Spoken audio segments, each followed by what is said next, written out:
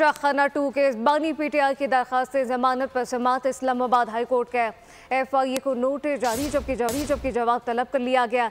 Justice मियां गुल हसन औरंगजेब ने दरखास्त पर समात की है। तोशाखाना 2 ये केस बानी पीटीआई की दरखास्त से जमानत पर समात हुई।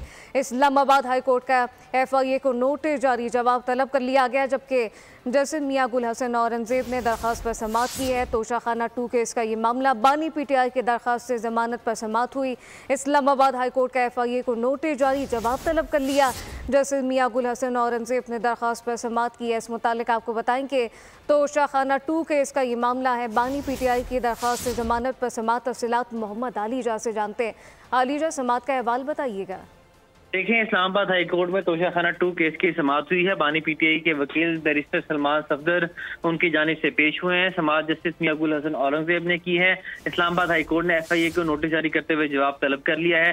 सेशन जज सेंट्रल ने बानी पीटीआई की जमानत मुस्तरद की थी। अदालत ने बानी पीटीआई की दरख्वास्त पर नोटिस जारी करते हुए समाअत गैर मुअय्यना मुद्दत तक मुलतवी कर दी है। केस की आइंदा तारीख रजिस्ट्रार ऑफिस मुकर्रर करेगा। जी, समाअत गैर मुअय्यना मुद्दत के लिए मुलतवी कर दी गई है। मोहम्मद आलीजा, बहुत शुक्रिया। सब्सक्राइब करें और बेल दबाएं ताकि कोई खबर रह न जाए।